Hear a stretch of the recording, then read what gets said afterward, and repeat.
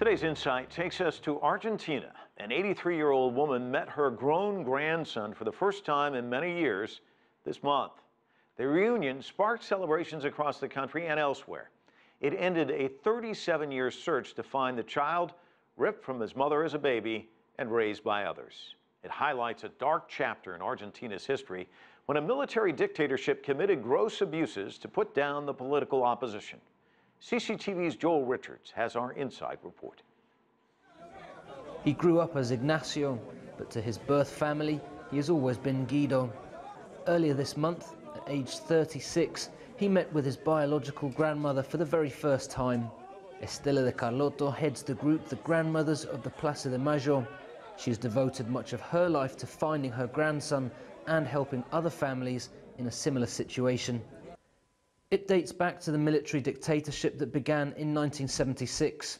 Over the following 7 years, the ruling junta is estimated to have disappeared some 30,000 political opponents.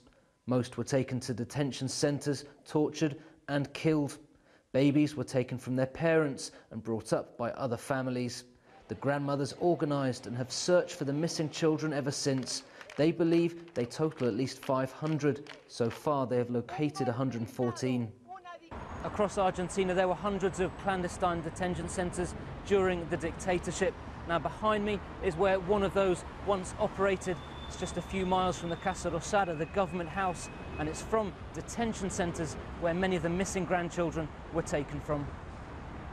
Science has played its part in reunions, with advances in genetics and DNA testing helping to confirm family ties.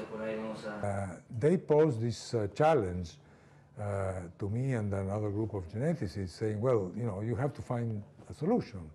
How can we identify a child as being one of our children, as they used to say, or our grandchildren, given that the parents have been assassinated and disappeared. The grandmothers also had to reach out. They needed information and needed those young adults who had doubts about their true identity to come forward.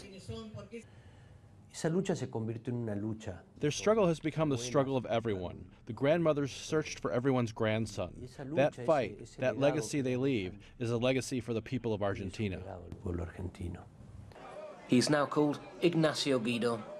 There were celebrations when he was united with his family, but the grandmother's work continues. There are still an estimated 400 grandchildren yet to be found.